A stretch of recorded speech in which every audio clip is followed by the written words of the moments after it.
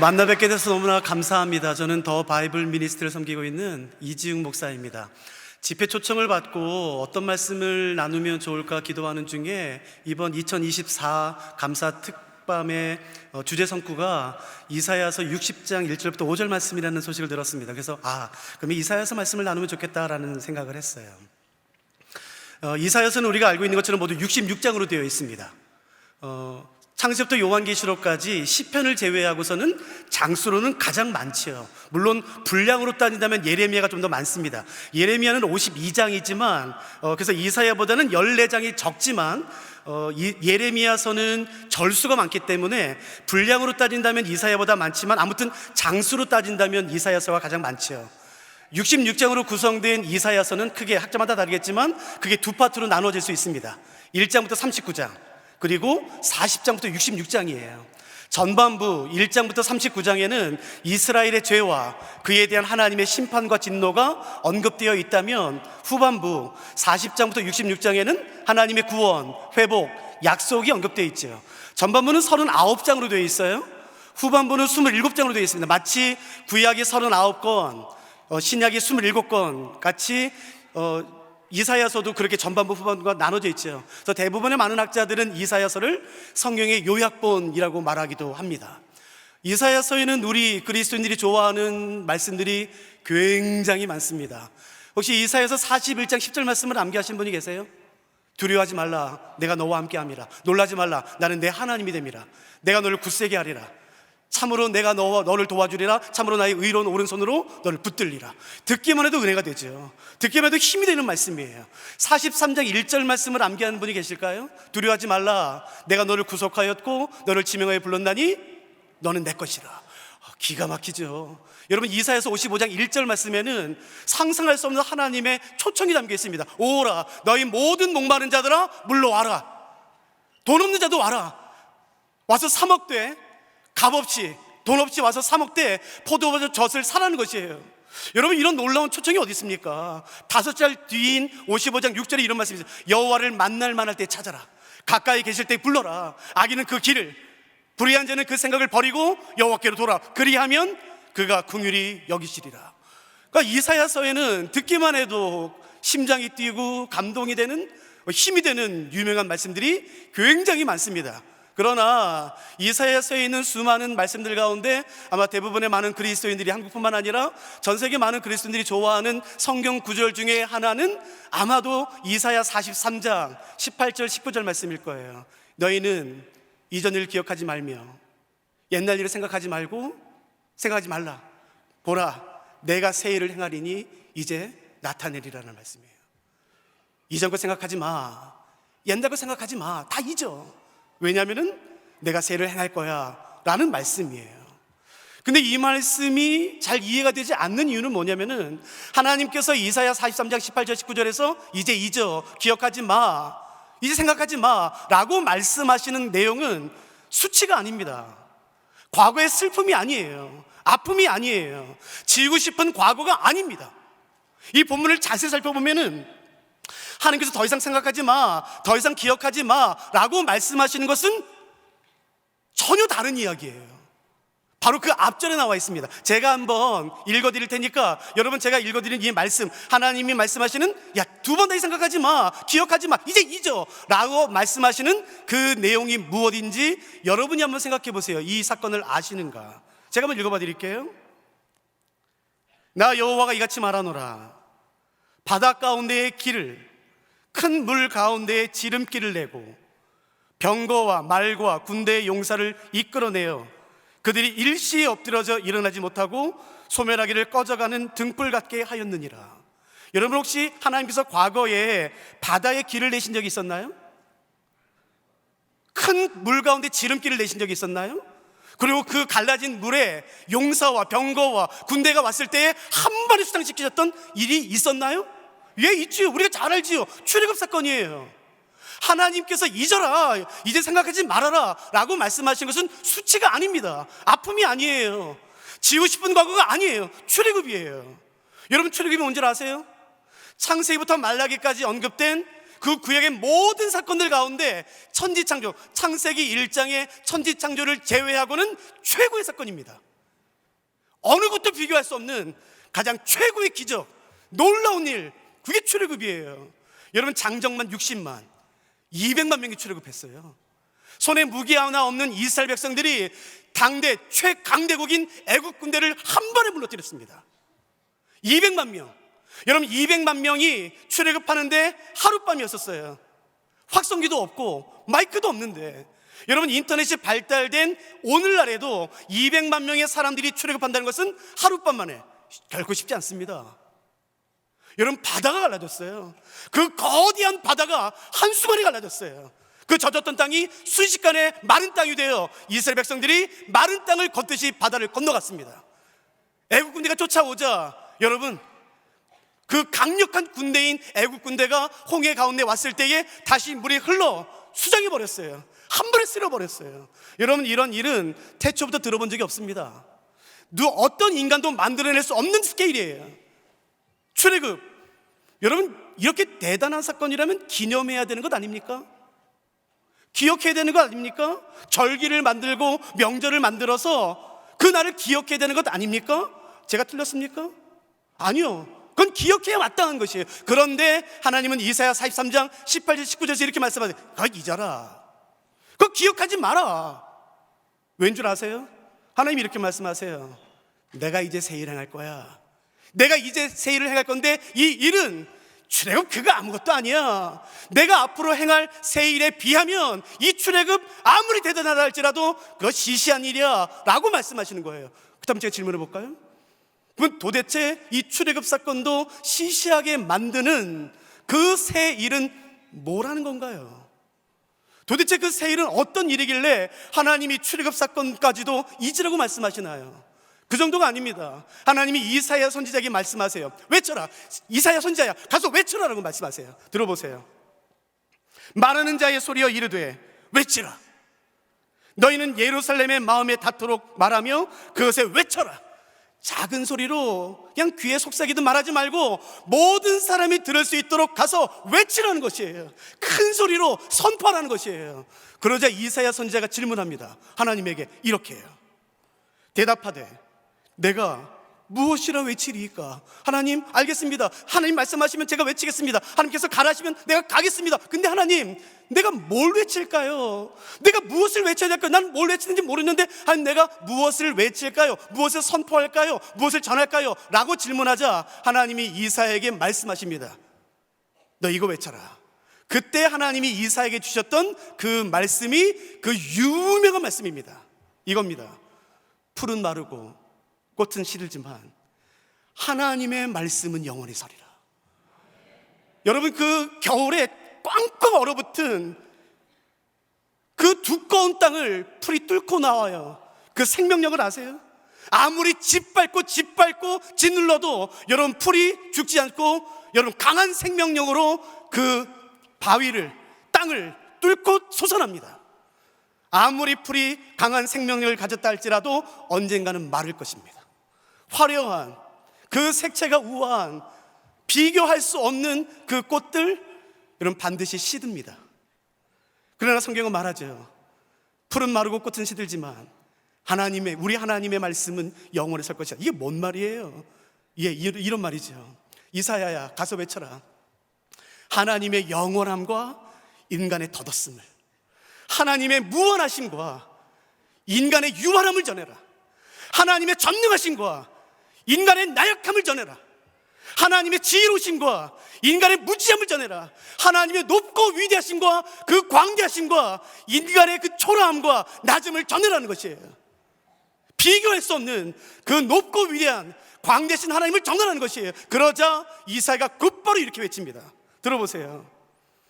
누가 손바닥으로 바닷물을 헤아렸으며 뼘으로 하늘을 쟀으며 땅의 티끌을 되에 담아 보았으며 접시 저울로 산들을, 막대 저울로 언덕들을 달아보았으랴. 누가 여호와 영을 지도하였으며 그의 모사가 되어 그를 가르쳤으랴. 그가 누구와 더불어 의논하셨으며 누가 그를 교훈하였으며 그에게 정의 길로 가르쳤으며 지식을 가르쳤으며 통달의 도를 보여주었느냐. 들어보세요. 보라, 그에게는 열방이 통에 한 방울 물과 같고 저울의 작은 티끌 같으며 섬들은 떠오르는 먼지 같으리니. 하나님이 어떤 분인지 아세요? 모든 민족과 열방, 그 광대한 것이 하나님에게는 통에 물 한 방울 같다는 것이에요. 이사야, 이걸 전해라.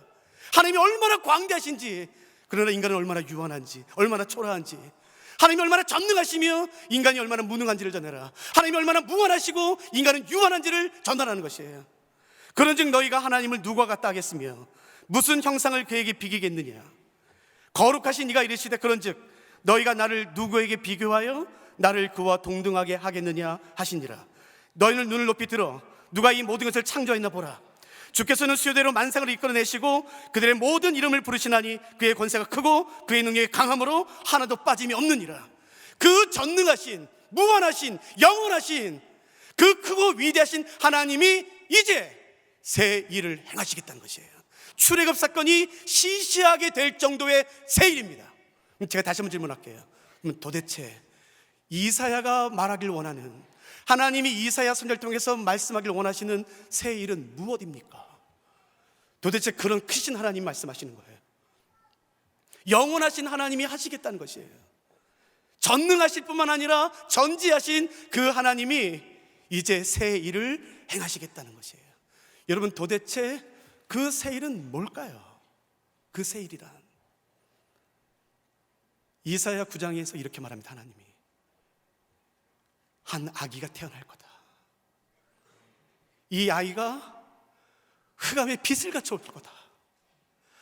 오랜 시간, 그 오랜 시간 동안 사망의 그늘에 앉아 신음하며 고통하던 그 모든 사람들에게 이 아이가 큰 빛을 가져올 것이며 모든 사람이 그 빛을 보고 나올 것이다. 이 아이가 눈먼 자의 눈을 뜨게 할 것이다. 듣지 못했던 귀를 열어 듣게 할 것이며 그 저는 자의 다리를 강건하게 하여 다시 뛰게 할 것이다. 이 아이로 인하여 상한 마음이 치유될 것이며 포로된 자가 자유롭게 되고 눌린 자가 노임을 얻게 될 것이다. 이 아이의 어깨에는 정사를 메었고 다윗의 왕좌에 앉아 나라를 다스리며 그 나라를 견고히 굳건하게 세울 것이다. 그래서 하나님은 이 아이의 이름까지 말씀해 주세요.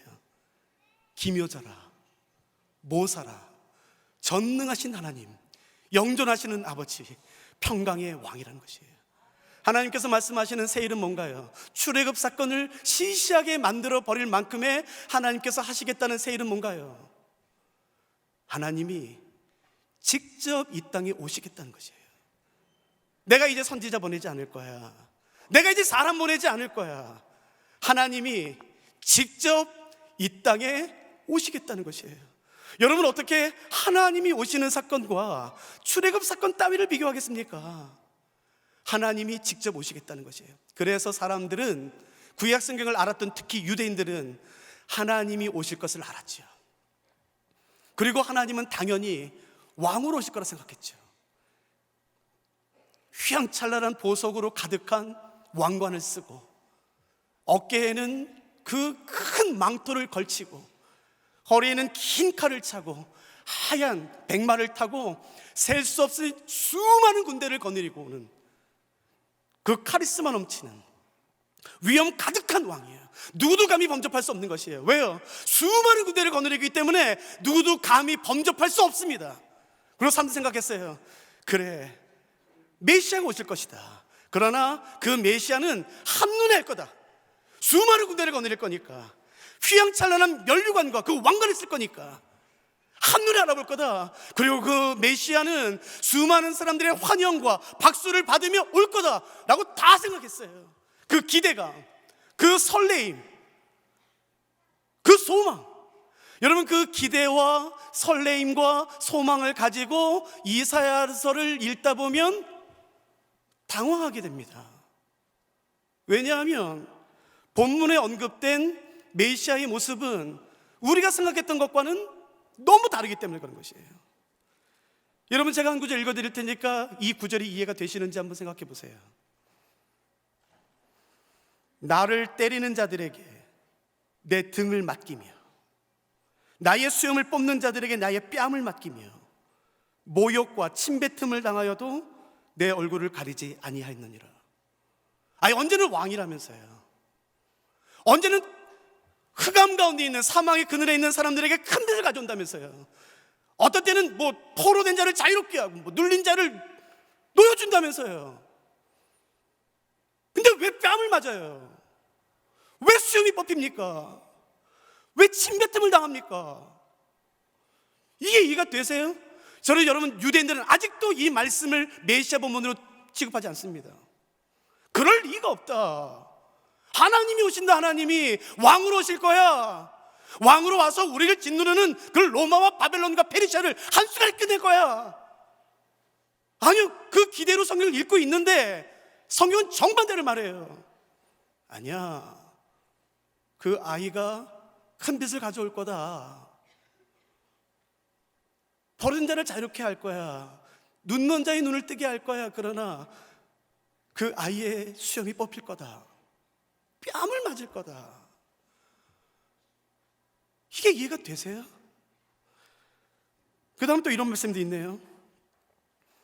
그는 주 앞에서 자라나기를 연한 순 같고 마른 땅에서 나온 뿌리 같아서 고운 모양도 없고 풍채도 없은즉 우리가 보기에 흠모할 만한 아름다운 것이 없도다. 그는 멸시를 받아 사람들에게 버림을 받았으며 간고를 많이 겪었으며 질고를 아는 자라. 마치 사람들이 그에게서, 들어보세요, 얼굴을 가리는 것 같이 멸시를 당하였고 우리도 그를 귀히 여기지 아니하였도다. 사람들은 메시아가 오신다고 들었을 때에 말했어요. 단번에 할 거야. 메시아 오시면 단번에 할 거야. 어떻게 몰라, 어떻게 몰라. 수많은 군대를 거느리고 올 텐데, 위험 가져올 텐데 어떻게 몰라. 근데 성경이 말합니다. 아니야, 아니야, 니네 절대 못 알아본다. 흠모할 만한 것이 아무것도 없다는 것이에요. 이 말씀이 이해가 되세요? 왜요? 왜 하나님이 이렇게 와야 돼요? 아니, 세일을 행하시겠다면서요. 여기는 다리 저시는 분 없으세요? 못 듣는 분 없으세요? 마음이 상한 자 없으세요? 기껏 손만 갖게 해놓고선 메시아가 뭐 이럽니까 뭐. 아니, 언제는 흑암의 빛을 준다면서요. 고쳐준다면서요. 근데 어떻게 메시아가 오는데 사람들이 모를 수 있습니까? 환영을 안 할 수가 있습니까? 왜요? 여러분, 이런 말도 있는데요. 그는 실로 우리의 질고를 지고 우리의 슬픔을 당하였거늘 우리는 생각하기를 그는 징벌을 받아 하나님께 맞으며 고난을 당한다 하였노라. 그가 찔림은 우리의 허물 때문이요 그가 상함은 우리 죄악 때문이라. 그가 징계를 받음으로 우리는 평화를 누리고 그가 채찍에 맞음으로 우리는 나음을 받았도다. 사람을 구원하러 온다는 이 양반이 죽으면 됩니까? 여러분, 이 말씀 이해가 되세요?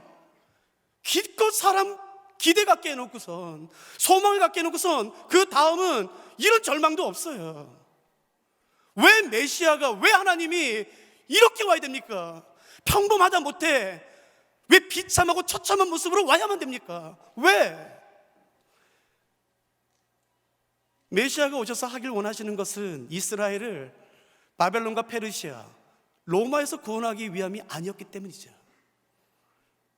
메시아가 오셔서 하길 원하셨던 유일한 한 가지 일은 우리의 죄에 대한 그 하나님의 무시무시한, 엄중한, 그 감당할 수 없는 진노와 심판으로부터 우리를 구원하시기 위함이었기 때문이에요. 저는 스위스 로잔에서, 저는 유럽에서 8년 반 정도 살다 왔거든요. 스위스 로잔에서 한 5년 정도 있었는데 거기서 성경학교 학교 책임자로 있었어요. 매주 수요일마다 저희는 립본드, 그러니까 힙본드죠. 거기 불어권이니까 그 립본드라는 광장에 나가서 매주 수요일마다 4시간씩 전도합니다. 전 세계 사람들이 모여요.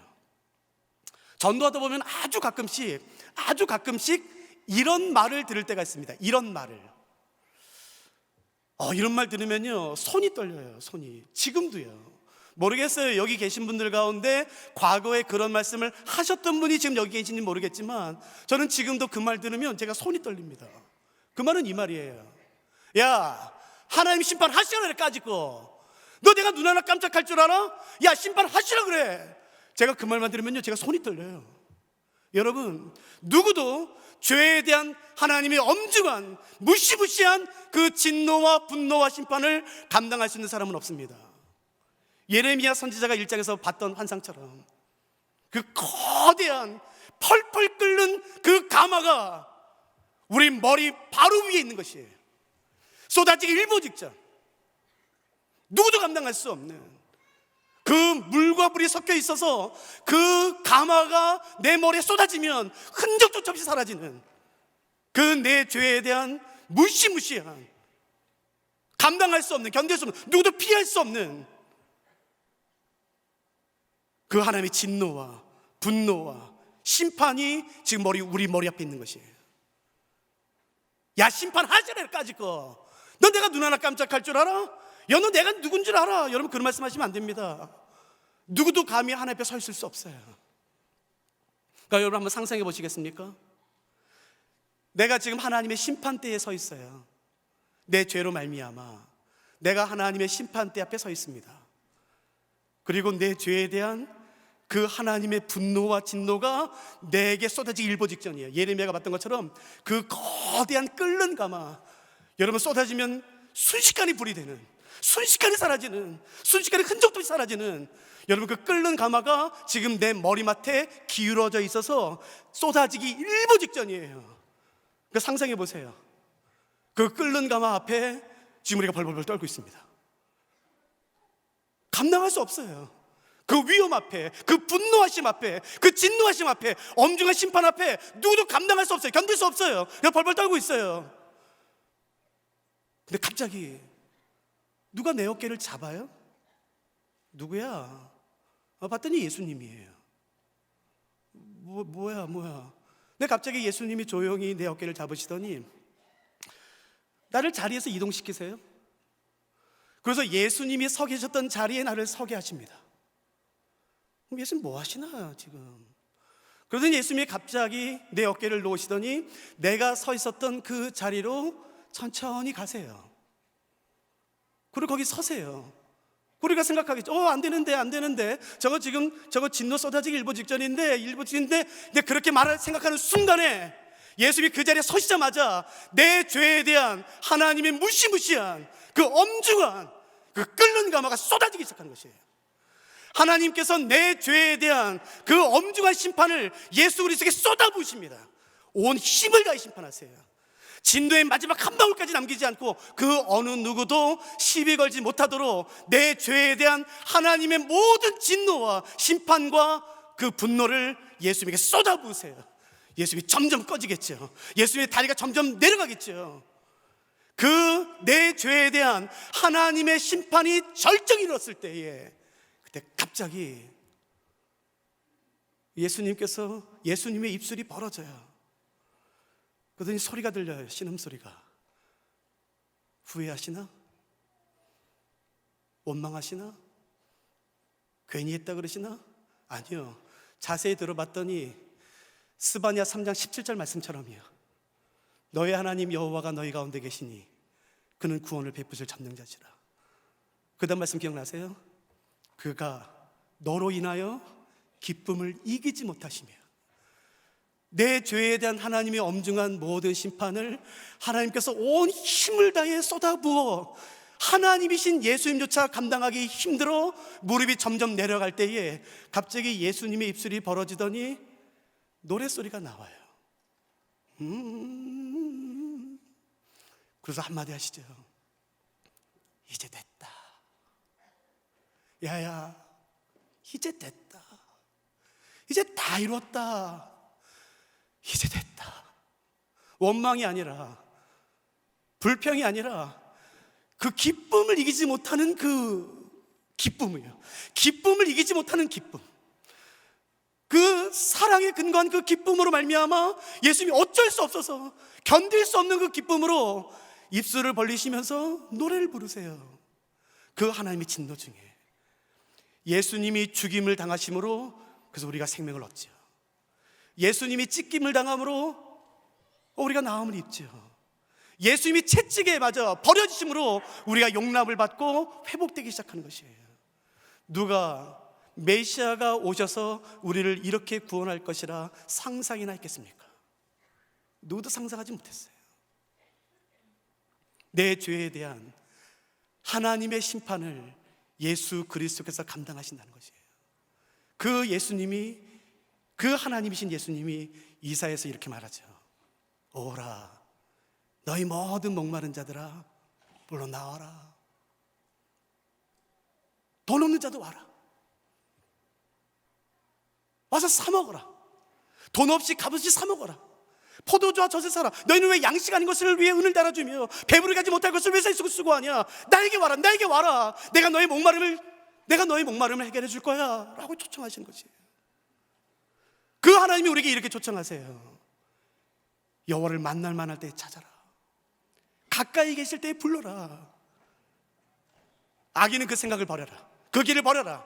불의한 자는 그 생각을 버려라. 그리고 여호와께로 돌아와라. 그리하면 그가 긍휼히 여겨주시리라 라고 말씀하신 것이에요. 누가 오늘 이 초청에 응하시겠습니까? 누가 오늘 이 초청에 반응하여 하나님에 나아가시겠습니까? 여러분, 이 모든 것이 이루어진 것이 바로 십자가입니다. 십자가에서 나의 죄에 대한 하나님의 심판과 구원이 함께 손을 잡았어요. 십자가에서 그 하나님의 공의와 긍휼이 함께 입을 맞췄습니다. 그 십자가에서 나의 모든 것이 바뀌었어요. 예수 그리스도와 나의 모든 것이 바뀌었습니다. 절망이 소망으로, 사망이 생명으로, 어둠이 빛으로, 수치가 존귀함으로, 버려짐이 용납함으로, 그 모든 것이 이루어진 것이 바로 십자가입니다. 여러분 기억하세요. 어떤 프로그램에 참석한다고 새로워지지 않습니다. 누구를 만난다고 새로워지지 않습니다. 새로움이라는 것은, 진정한 새로움이라는 것은 오직 우리 주 예수 그리스도의 십자가에만 있습니다. 그 어디에도 없는 것이에요. 사람을 찾아 헤매지 마십시오. 어떤 프로그램이나 학교를 찾아 헤매지 마세요. 우리가 바라는 그 진정한 회복, 조금 더 나아지는 것이 아니라 존재 자체가 바뀌는 고아에서 자녀로, 죽음에서 생명으로, 어둠에서 빛으로, 그 수치에서 존귀함으로 바뀌어지는 우리가 그렇게 찾아 헤매는 그 회복과 새로움은 오직 예수 그리스도의 십자가에만 있는 것이에요. 나도 될까? 내가 가도 될까? 내가 어떤 사람이든 내가 가도 될까? 예. 그래서 하나님이 이사야 선지를 통해서 말씀하세요. 큰 소리로 외쳐라. 이사야야, 큰 소리로 외쳐라. 어둠 가운데 숨어있는 사람은 못 들을까 모르는데 무섭다. 어둠 가운데 숨어있는 사람이 듣지 못할까 내가 두렵다. 큰 소리로 외쳐라. 그리고 말해라. 모두 다 나와라. 누가 오늘 그 십자가 앞으로 나아가시겠습니까? 누가 오늘 그 십자가의 은혜를 사모하시겠습니까? 아이 목사님, 나 그거 알아. 나 교회 다닌 지 60년 됐어. 나 십자가 잘 알아. 여러분, 십자가는 이론이 아닙니다. 신학적인 개념이 아닙니다. 철학적인 관념이 아닌 것이에요. 예수 그리스도의 십자가는 살아계신 삼위일체 하나님의 능력인 것입니다. 누구든지 그 십자가의 은혜가 임하기만 하면 나의 수치가 벗겨지기 시작해요. 여러분, 그 수치를 아세요? 수치. 아무도 모르지만 그 나의 뼛속까지 있는 그 수치요. 그 십자가 앞에 나아갈 때에 그 수치가 순식간에 존귀함으로 바뀌는 것이에요. 늘 죽음을 묵상하고 어둠 가운데 갇혀있는 그 사람이 예수 그리스도의 십자가의 은혜가 임하는 순간 여러분, 소망과 생명으로 바뀌기 시작하는 거겠죠. 창세기부터 요한계시록까지 성경 66권 전권에는 하나님이 사람이 되실 것이다, 하나님이 사람이 되셨다라는 진리가 굉장히 많이 언급됩니다. 그러나 어디에도 왜 굳이 하나님이 사람이 되셔야 했는가에 대한 언급은 없어요. 아니, 그냥 하나님으로서 우리를 구원하시면 안 되나? 꼭 하나님이 사람이 되셔야만 했나? 예, 창세부터 요한계시록까지요, 하나님이 사람이 되실 것이다, 하나님이 사람이 되셨다라는 진리는 굉장히 많습니다. 그러나 왜 굳이 하나님이 사람이 되셔야만 했는가에 대한 것은 창세부터 요한계시록 전권 가운데 딱 한 곳에만 나옵니다. 그러니까 그것은 우리 기독교인에게는, 진리를 사랑하는 사람들에게는 보석 같은 장이겠죠. 만일에 그 장이 없다면 우리는 아주 귀한 진리를 잃어버리게 되는 것이니까요. 그게 히브리서 2장입니다. 찾지 마세요. 제가 읽어드릴게요. 히브리서 2장에 보시면 왜 굳이 하나님이신 메시아 예수님께서 사람이 되셔야만 했는가에 대한 6가지 이유가 나옵니다. 제게 주어진 시간이 정해져 있기 때문에 이 6가지를 다 살펴보기는 어려울 것 같아요. 그래서 제가 시계 보고 있으니까 염려하지 마세요. 정해진 시간까지 제가 한 두세 개 한번 제가 해석해 드릴게요. 왜 하나님이 사람이 되셔야만 했는가? 하나님이면 안 되나? 한번 들어보세요. 제가 읽어볼게요. 들어보세요. 히브리서 2장 9절 말씀입니다. 오직 우리가 천사들보다 잠시 동안 못하게 하심을 입은 자. 잠시 동안 못하게 하심을 입었어요. 이게 뭔가요?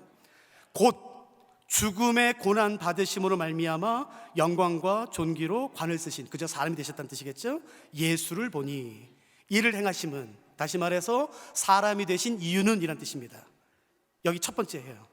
하나님의 은혜로 말미암아 모든 사람을 위하여 죽음을 맛보려 하심이라. 히브리서 2장 9절에 의하면 하나님이 굳이 사람이 되신 첫 번째 이유는 죽기 위해서랍니다.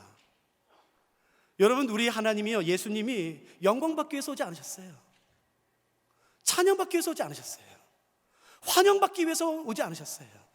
그래서 사람들이 예수님 환영하지 않았을 때 예수님 놀라지 않았을 겁니다. 왜요? 그거 기대하지 않았으니까. 성경은 명확히 말합니다. 하나님이신 예수님이 사람이 되신 첫 번째 이유는 죽기 위해서입니다. 여러분 혹시 유언을 아세요? 유언? 당연히 알죠. 한번 대답해 보시겠습니까? 유언은 언제 하나요? 죽기 전에. 당연히. 그러면 유언은 언제 효력이 발생하나요? 죽은 다음에. 뭐 그런 질문을 해. 유언은 죽기 전에 하죠. 그리고 유언은 죽은 다음에 효력이 발생하죠. 제가 지금 말씀드린 게 히브리서 9장에 있는 거는 아세요? 제가 읽어드리니까 들어보세요. 히브리서 9장 16절 17절에 이런 말씀이 있습니다. 유언은 유언한 자가 죽어야 되나니 유언은 그 사람이 죽은 후에야 유효한 즉 유언한 자가 살아있는 동안에는 효력이 없느니라. 여러분, 이 유언으로 번역된 헬라어 디아데케는 언약으로도 번역이 돼요. 그 바로 앞에 보면은 하나님께서 이렇게 말씀하세요. 그의 백성에게 내가 너 절대로 죄 가운데 내버려두지 않을 거야. 내가 너 절대로 사망의 그늘 가운데 내버려두지 않을 거야. 어둠 가운데 절망 가운데 내가 너 절대로 내버려두지 않을 거야. 내가 반드시 너 구원할 거야. 내가 너 건져낼 거야 라고 약속하세요. 유언하세요. 내가 너 반드시 구원할 거야. 내가 너 죄에서 어둠에서 건져낼 거야. 그 수치에서 내가 건져낼 거야 라고 유언하세요. 그러니까 대답해 보세요. 그 유언이 효력을 발생하기 위해 필요한 것은 뭔가요? 그 유언하신 언약을 맺으신 하나님이 죽어야 되는 것이에요. 하나님은 못 죽습니다. 그분은 생명이시기 때문에. 그래서 히브리서 9장은 말합니다. 하나님이신 예수님이 사람이 되신 첫 번째 이유는 그 유언의 약속의 말씀을 성취하기 위해, 이루기 위해 사람이 되셨다는 것이에요. 죽기 위해. 여러분 이러셔도 되거든요. 아, 이제 됐다 너. 내가 너 보니까 내가 옛날에 약속을 했는데 너 보니까 안 되겠어. 야, 네가 지금 장로야? 네가 지금 목사야? 야, 네가 지금 목사야? 네가 장로야, 권사야? 너 그렇게 하고서도 구원받으려고 그래? 내가 취소할 거야. 여러분 그렇게 말씀하신들 누가 그렇게 따질 수 있습니까? 따질 수 없어요. 그래도 불구하고 하나님께서 우리에게 하신 그 약속의 말씀을 이루시기 위해, 그 약속을 신실하게 성취하기 위해 하나님이신 예수 그리스도께서 사람이 되셨다라고 성경이 말하는 것이에요. 그러니까 기억하세요. 하나님이신 예수님께서 사람 되신 첫 번째 이유는 죽기 위해서입니다. 두 번째는 못 볼 것 같아요. 세 번째 제가 읽어드릴까요? 세 번째는요, 죽기를 무서워함으로, 15절이거든요. 죽기를 무서워함으로 한평생 매여 종로로 타는 모든 자들을 놓아주시기 위해서예요. 왜 예수님이 사람이 되셨나? 죽기를 무서워함으로 한평생 종로로 타는 모든 사람들을 놓아주기 위해서요. 너 죽일 거야, 너 죽일 거야. 하지 마세요. 내가 믿음 버릴 테니까 하지 마세요. 내가 이렇게 할 테니까 하지 마세요. 그 죽음 때문에 아무것도 못해요. 그 죽음의 종로로 타서 아무것도 못하는 것 때문에 예수님께서 그 죽음의 종로로 타는 모든 사람들을 자유롭게 하기 위하여 사람이 되셨다고 말합니다. 여러분 제가 한번 설명해 볼까요? 여러분 생명은 눈에 보이지 않습니다. 생명은 눈에 보이지 않아요. 여러분 보실 때 제가 살아있는 사람 같으세요? 죽어있는 사람 같으세요? 제가 살아있는 사람 같으세요? 그죠, 살았죠. 그러면 제 안에 생명이 있다는 뜻이잖아요. 어디 있어요? 어디? 그러니까 생명이 있는 건 알아요. 근데 어디 있는지 몰라요. 생명이 있는 건 알아요. 근데 만져지지가 않아요. 그래서 가질 수가 없습니다. 생명은 있는 건 알아요. 근데 만져지지가 않아요. 근데 가질 수가 없어요. 그래서 과거에 그 생명 가지고 장난치는 사람이 많았죠. 내가 너 어떻게 하면 생명 얻는지 알려줘. 은밀한 지식을 얻어야 되는 거야. 자해해야 되는 거야. 수많은 방법을 가르칩니다. 그 기간 동안에 기록된 하나님의 말씀, 요한복음에 의하면 1장 4절에 이렇게 되어 있죠. 그 안에, 예수 안에 생명이 있다는 것이에요. 생명은, 잘 들어보세요, 생명은 있는 건 알아요. 만져지지가 않아요. 그러니까 가질 수가 없어요. 그러나 성경은 말합니다. 요한복음 1장 4절이 그 안에, 예수 안에 생명이 있다는 것이에요. 여러분 들어보세요.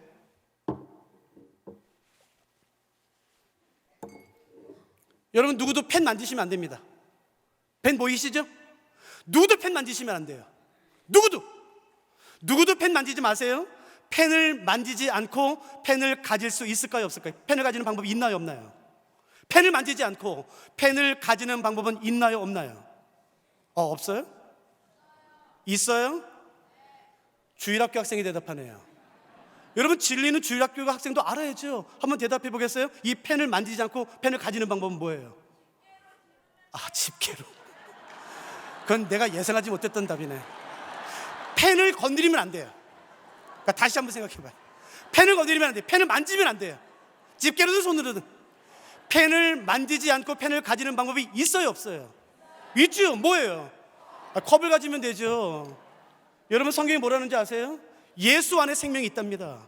그러면 생명을 가지는 방법은 뭐예요? 예수를 갖는 거죠. 그래서 요한복음 1장 12절은 뭐라고 말하나요? 영접하는 자, 곧 그 이름을 믿는 자들에게는 하나님의 자녀가 되는 권세를 주신 것이에요. 죽기로 작정하고 예수를 영접하는 것이에요. 그러면 예수 안에 생명이 나의 것이 되어 삽니다. 그러나 살고 싶어서 예수를 버리면요, 예수 안에 생명이 있기 때문에 죽습니다. 여러분 이 아이러니를 이해하시겠습니까? 죽기로 작정하고 믿음을 지키는 것이에요. 죽기로 작정하고 예수를 끌어안는 것입니다. 그러면 그 예수 안에 있는 생명과 그 능력과 그 모든 것이 나의 것이 되어 내가 영원히 사는 것이에요. 그러나 살고 싶어서 예수를 버려요? 그럼 죽습니다. 캄보디아에 전도 여행을 간 적이 있었어요. 저는 저녁에만 설교 집회를 하기 때문에 오전에는 제가 미용을 도왔어요. 의료보다는. 근데 저랑 같이 서울대학교의 한 물리학과 교수님이 같이 갔었거든요. 그 교수님이랑 저랑 같이 쓰레받기로 이제 머리 정리하는 일을 했어요. 하다가 갑자기 교수님이 이런 말씀 하시더라고요. 목사님, 네네네네, 혹시 차가움이 뭔 줄 아세요? 차가움? 차가움이요? 생각해 본 적 없는데. 저한테 그러시던데요. 목사님, 차가움은 없습니다. 에? 차가움은 실체가 없습니다. 존재하는 것은 열만입니다. 열이 있으면 30도, 열이 없으면 10도, 열이 없으면 영하 10도, 열이 더 없으면 영하 50도. 차가움이라는 건 실체가 없습니다. 그러므로 물리학에서 차가움의 정의는 열의 부재입니다 그러더라고요. 제가 그때 크게 깨달았어요. 여러분 잘 들어보세요. 차가움은 실체가 없습니다. 실체는 오직 열만입니다. 열이 있느냐 없느냐예요. 그렇기 때문에 차가움의 정의는 뭐라고요? 열의 부재예요. 그래서 제가 교수님한테 그랬죠. 그래요 교수님? 그럼 어둠은 뭔 줄 아세요? 제가 그랬죠. 여러분 어둠은 뭔 줄 아세요? 빛의 부재입니다. 여러분 아무리 어두워도요, 아무리 짙은 어둠이 있어도 빛이 들어오는 순간 어둠은 떠납니다. 여러분 빛을, 어둠이 이걸 보신 적 있으세요? 여러분 이 환한 이 빛 가운데서 어둠이 절대로 이기지 못합니다. 왜 어둠이 오나요? 빛이 사라졌기 때문에 그런 것이에요. 그러니까 기억하세요. 어둠은 없습니다. 어둠은 실체가 있는 게 아닌 것이에요. 빛의 부재인 것이에요. 빛이 없기 때문에 어둠이 오는 것입니다. 그러므로 잘 들으십시오. 어둠과 싸우지 마세요. 어둠과 싸우면 백전백패합니다. 왜요? 실체가 없으니까. 어둠과 싸우지 마세요. 어둠을 내쫓지 마세요. 어둠에 소리치지 마세요. 그냥 조용히 빛을 가지고 오면 끝입니다. 빛을 가지고 오면 아무리 어둡다 할지라도 빛이 들어오는 속도보다 더 빠른 속도로 어둠은 쫓겨나는 것이에요. 내 삶의 어둠에 어둠을 묵상하지 마세요. 어둠과 싸우지 마세요. 빛이 오면 되는 것이에요. 그래서 제가 제일 마지막에 질문했죠. 그러면 교수님, 죽음이 온 줄 압니까? 죽음? 여러분 죽음이 뭐라고 생각하세요? 여러분 전설의 고향에서 말해요. 검은 갓 쓰고 굉장히 패셔너블하죠. 검은색 딱 수트를 입고요, 얼굴을 하얗게 분장한 다음에 내 이름을 3번 부르면 내가 죽는다는 것이에요. 여러분 10번 부르라고 말씀하세요. 안 죽어요 여러분. 죽음은 실체가 없습니다. 죽음의 정의는요, 생명의 부재입니다. 죽음이 생명을 이기는 게 아니라 생명이 죽음을 이기는 것이에요. 들어보세요. 고린도후서 5장에 이런 말씀이 있습니다. 고린도후서 5장은 여러분 함부로 풀지 마세요. 여러분이 속해 있는 교회의 교역자의 지도를 받으셔야 됩니다. 5장 4절, 참으로 이 장막에 있는 우리가 짐진 것 같이 탄식하는 것은 벗고자 함이 아니요 오히려 덧입고자 함이니. 무슨 말씀인지 모르겠죠? 어려워요. 이 다음 말씀 때문에 제가 읽었습니다. 잘 들어보세요. 죽을 것이 생명의 삼킨 바 되게 하렴이라. 죽을 것, 죽음이 생명의 삼킨 바 됩니다. 성경이 말하는 진리가 뭔지 아세요? 죽음이 생명을 삼키는 게 아니라 생명이 죽음을 삼키는 것이에요. 죽음이 절대로 생명을 이기지 못합니다. 생명이 죽음을 삼키는 것이에요. 절대로 죽음을 두려워하지 마세요. 죽음은 실체가 없습니다. 생명이 없기 때문에 죽음이 임하는 것이에요. 성경은 말하죠. 우리가 이 땅에서 마지막 호흡을 내쉬고 눈을 감았다 뜨는 순간 나는 예수 그리스도의 품에 안기는 것이에요. 나는 이 땅에서 마지막 호흡을 내쉬고 눈을 감았다 뜨는 순간 나는 예수 그리스도의 품에 안깁니다. 그러니까 한번 대답해 보세요. 내가 예수를 그리스도로 믿었어요. 내가 그리스도를 영접했어요. 예수님이 나에게 계세요. 그 예수 안에 생명이 나의 것이 됐어요.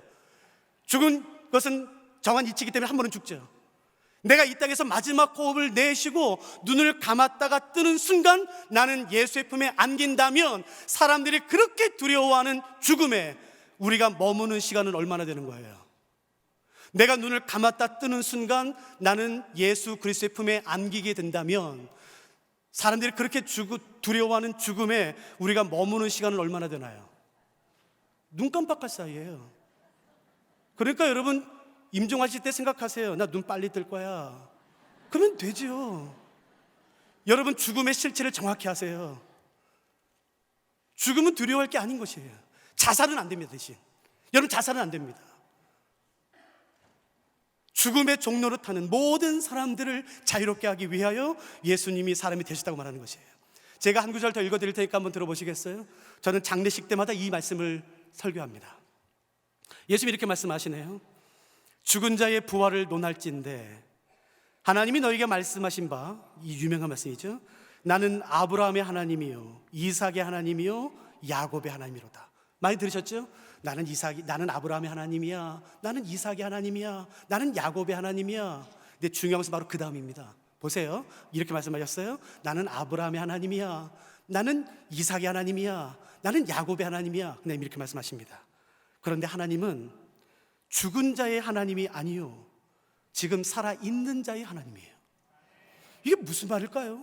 니네 내가 누군지 알아? 나는 아브라함의 하나님, 이삭의 하나님, 야곱의 하나님이야. 근데 기억해, 나는 지금 죽어있는 사람의 하나님이 아니야. 나는 지금 살아있는 자의 하나님이야. 마태복음 22장 31절 32절 말씀입니다. 나는 지금 살아있는 자의 하나님이야. 그러니까 지금 아브라함과 이삭과 야곱은 어떻다는 건가요?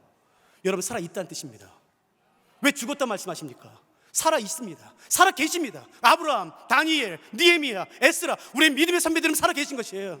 여러분의 부모님 가운데 믿음을 가지고 소천하신 분 계십니까? 죽었다 말하지 마세요. 지금 예수 그리스도와 함께 살아계십니다. 그것이 성경에서 말하는 진리인 것이에요. 두려워하지 마십시오. 일평생 종노하지 마십시오. 그 죽음에 묶여 사망의 권세에 묶여 아무것도 못하는 그런 그리스도인이 아니라 어둠을 대적하고 빛을 가져옴으로 말미암아 생명을 가져옴으로 말미암아 사망의 것을 단번에 깨트리는 그런 그리스도의 삶을 살라고 지금 성경이 말하는 것이에요. 마지막으로 하나만 더 하고 마칠게요. 지금 시간이 다 됐네요. 하나님이신 예수님이 사람이 되신 마지막 6번째 이유는 히브리서 2장 18절에 이렇게 되어 있습니다. 그가 시험을 받아 고난을 당하셨은즉 시험 받는 자들을 능히 도우실 수 있느니라. 왜 하나님이신 예수님이 굳이 사람이 되셨는가? 마지막 이유는 이거예요.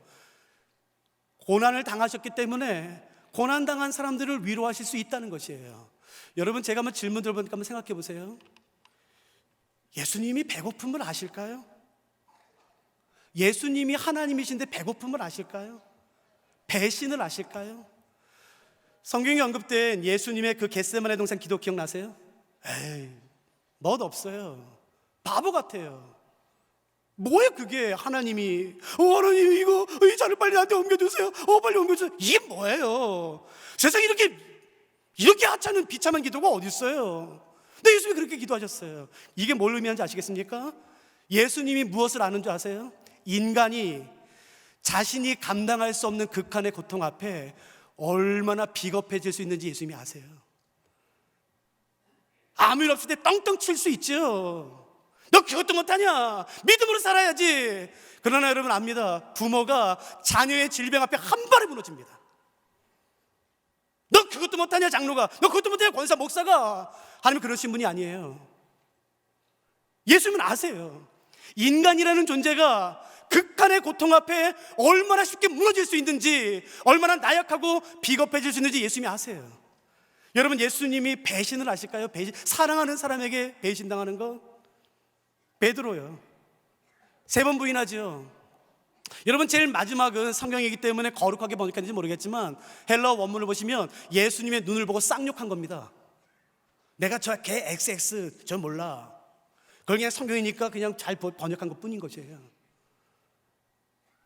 여러분, 예수님이 그 부모 없이 자라는 서름을 알까요? 여러분, 예수님의 유년 시절에 그 13살 이후에는 요셉, 아버지 요셉 언급 자체가 없습니다. 그래서 대부분의 성경학자들은 예수님의 어린 시절에 아버지 요셉이 소천했을 거로 다 동의합니다. 그리고 마가복음에는 뭐라고 예수님을 설명하는지 아세요? 마리아의 아들이라 설명합니다. 여러분, 이거 수치입니다. 이스라엘은 절대로 어머니를 통해 아들을 설명하지 않습니다. 지파 아니면 아버지의 이름을 설명합니다. 어머니의 이름을 통해서 그 아이를 설명했다는 것은 그 엄마가 바람폈다는 뜻입니다. 굉장히 수치입니다. 그다음 마가복음에서는 예수님을 마리아의 아들로 소개해요. 여러분, 그러니까 예수님이 어린 시절부터 들었던 얘기가 이걸 겁니다.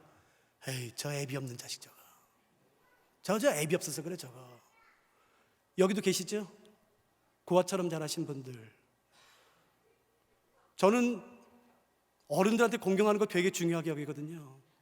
내 초등학교 때 제 친구, 아주 친한 친구, 골목에 사는 제 친구 아버지가 소천하셨어요.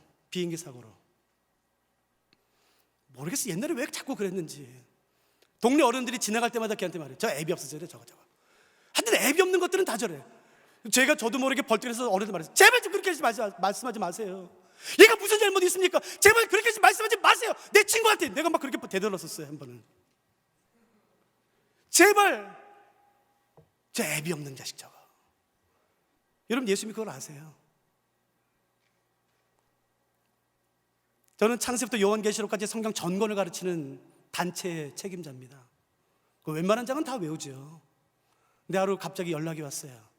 목사님, 와서 위로 예배 좀 드려주십시오. 뭔 일입니까? 내 딸이 죽었어요. 고2 딸이 죽었습니다. 고2. 그 어여쁜 딸이.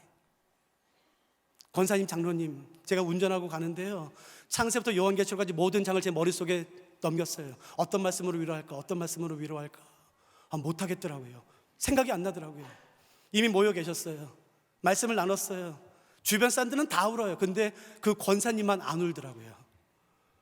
아무 표정이 없어요. 아무 표정이. 옆에서 막 위로하고 울고 해도 표정 변화가 없어요. 이걸 어떻게 위로합니까? 그 사랑하는 고2 딸이 죽었는데 무슨 말로 위로합니까? 난감해하고 있을 때 아직도 기억나요. 갑자기 그 장례식 그 입구문이요 펑 열렸어요. 그리고 한 권사님이 서셨어요. 그래서 큰 소리 이렇게 외쳤습니다. 그 권사님한테, 야, 이 권사 정신 똑바로 차려. 그게 할 말이에요? 자식이 죽은 장례식장에서 아무리 나이가 많은 권사님이라도 그게 나이 어린 권사님에게 할 말입니까? 야, 이 권사 정신 똑바로 차려. 그러자 그 권사님이요, 아무 표정 없던 그 권사님이요, 갑자기 그 권사님 보더니 벌떡 일어나서요, 쫓아가더니 그 품에 안겨서요, 통곡하면서 울더라고요. 왜냐면요, 그 권사님이요, 그 전년도에 아들 2명을 동시에 잃었어요. 그 권사님이 그 이 권사님 품에 안고서 이렇게 말하더라고요. 내가 알아. 어떤 말로도 위로가 되지 않는데 여러분, 그 말이 위로가 되더라고요. 예수님이 오늘 우리한테 이 말씀하고 싶은 거예요. 내가 알아. 내가 너 그 수치 내가 알아. 오늘 계신 분들 가운데 혹시 이런 기도하고 싶은 분 계세요? 상처받으신 분들 가운데, 수치 가운데, 고난 가운데 계신 분들 가운데, 하나님, 내 고난으로 다른 사람을 위로하는 데 사용해 주십시오. 내 아픔이 그냥 수치가 되지 않도록 도와주시고, 내 아픔이 다른 사람을 회복하며 위로하는 데 사용해 주시옵소서. 어떤 것도 위로가 되지 않습니다. 근데 이 말이 위로가 돼요. 내가 알아 그거. 예수님이 우리에게 말씀하길 원하시는 것이에요. 왜 하나님이신 예수님이 굳이 사람이 되셔야만 했나요? 고난받는 자들을 위로하시기 위해서예요. 오늘 누가 주의 보좌 앞으로 나오시겠습니까? 오늘 누가 그 예수 그리스도의 보좌 앞으로, 그 십자가 앞으로 나아가시겠습니까? 60년이 됐든, 저는 어머니쪽으로 6대째예요. 첫 2대는 천주교고요, 나머지 4대는 기독교입니다. 내 신앙 연륜이 얼마나 되든지 간에 누가 오늘 십자가 앞으로 더 가까이 나아가시겠습니까? 하나님, 주의 위로로 나를 덮어주시옵소서. 주의 회복하심으로, 그 주의 십자가의 보혈이 오늘 나를 압도하게 하여 주시옵소서. 혹시 같이 오신 분들 가운데 손잡고 기도할 수 있는 분이 손잡고 기도하면 좋겠죠. 하나님, 이 가정에, 이 사람에게 하나님 주의 위로가 있을 수 있도록, 십자가의 은혜가 있을 수 있도록 도와주시옵소서. 우리 같이 찬양하지 않으시겠습니까? 우리 같이 찬양하면서 우리 기도하시죠.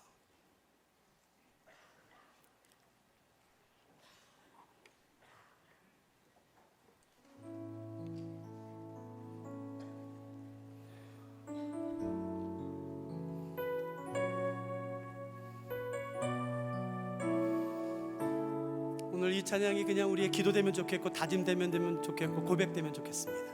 우리 같이 찬양하시겠습니다. 무엇이 변치 않아 내 소망이 되며, 무엇이 한결같아 내 삶을 부르리. 그 누가 나 만족해 해 내 영이 쉬며 그 누굴 기다려 내 영이 기쁘리.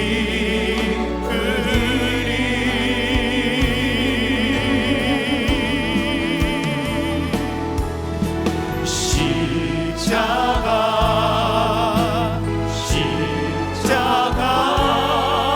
그늘 아래 내 소망이 있네. 십자가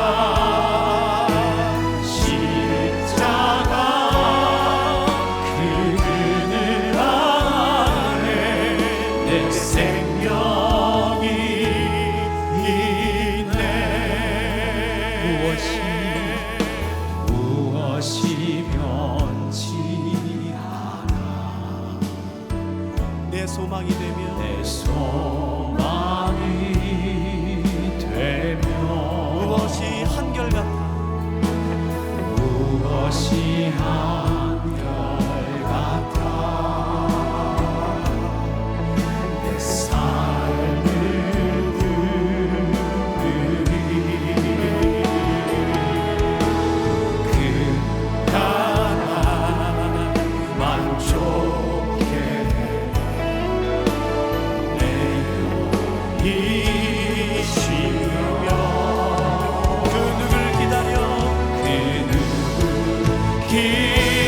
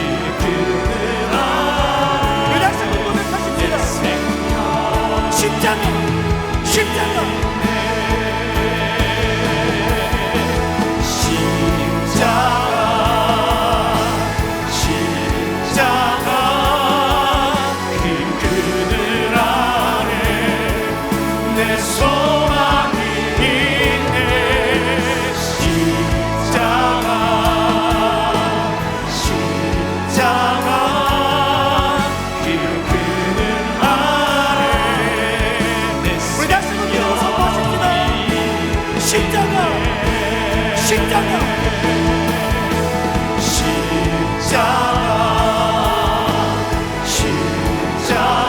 그 그늘 아래 나의 소망이 있습니다. 소망이 있네. 십자가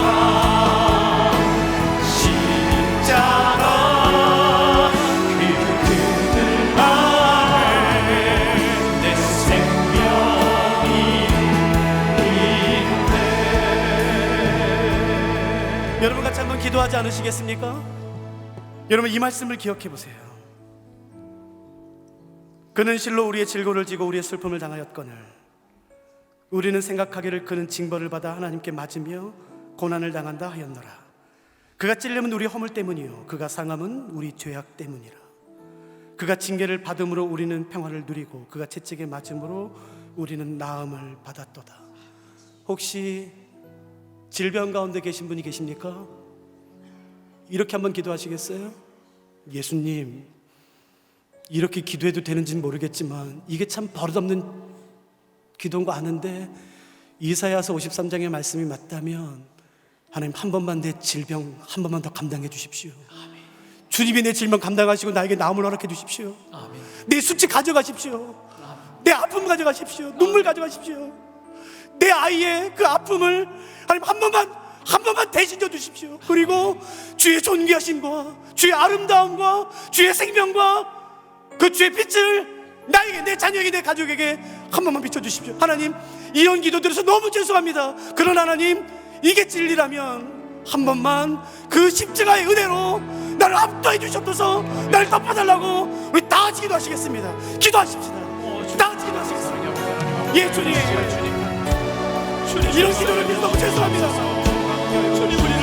주가 맞으심으로 말미암아 우리가 남으심으로 말미암아 주가 버려주심으로 말미암아 우리가 그 십자가를 드렸다면 하나님 그 깨어진 번개가 정말 그 수치가 되기 마련이시오. 그 아픔과 되기 마련이시오.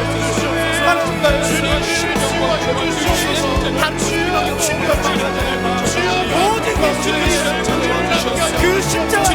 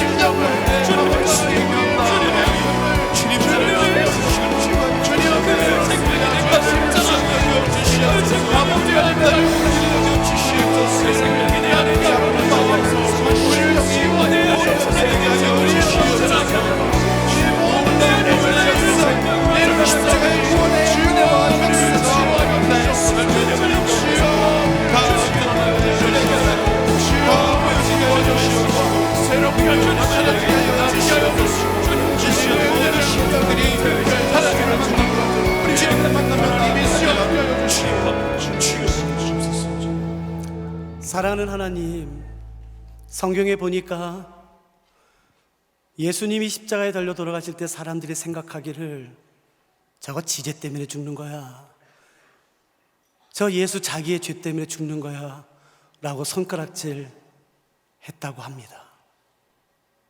근데 아닙니다. 하나님, 다른 사람은 몰라도 나는 압니다. 그건 나 때문입니다. 당신이 지신 그 수치 내 수치고, 당신이 짊어진 그 질병 내 질병이고, 당신이 감당한 그 어둠과 절망과 버려짐과 그 쓰레기 같은 것들은 다 내 겁니다. 주님, 내가 압니다. 근데 하나님, 이런 기도를 드려도 되는지 모르겠지만 살아계신 하나님, 우리 주 예수 그리스도 한 번만 더 감당해 주십시오. 깨어진 관계 가운데 임하여 주시옵소서. 아멘. 그래서 그 관계가 회복되게 하시고, 아멘. 하나님, 그 늘 죽음과 사망과 절망을 묵상하는 우리 사랑하는 청년들에게 임하여 주셔서 그 절망을 가져가시고 예수 그리스도의 그 생명과 그 충만한 빛으로 그 사망의 그늘진 어두운 땅에서 신음하며 고통하는 우리 사랑하는 청년들에게 빛을 비춰 주시옵소서. 하나님, 어디에도 소망이 없어서 감사합니다. 오직 주 예수 그리스도의 십자가에만 소망이 있어서 감사합니다. 그 십자가의 은혜가 하나님, 오늘 주의 은혜를 바라며 주의 이름을 구하는 부르는 모든 사람들의 삶의 가정 가운데 충만히 임하게 하셔서 하나님, 그 예수 그리스도의 십자가로 말미암아 우리의 삶이 회복될 수 있도록 도와주시옵소서. 그리고 하나님, 우리의 상처를 주께 올려드리겠습니다. 나의 수치를 주께 올려드리겠습니다. 주님, 이 상처로 다른 사람의 상처를 치유하여 주시옵소서. 나의 아픔으로 다른 사람의 아픔을 치유하여 주시며, 그래서 하나님, 우리 사랑하는 우리 한수망교회가 함께 손을 잡고 함께 서로 사랑하며 한 몸으로 예수 그리스도의 그 삼위일체 하나님의 아름다운 이름을 계속해서 찬양하며 복음을 증거할 수 있도록 도와주시옵소서. 감사합니다. 사랑하는 예수 그리스도의 귀하신 이름으로 함께 기도드렸습니다.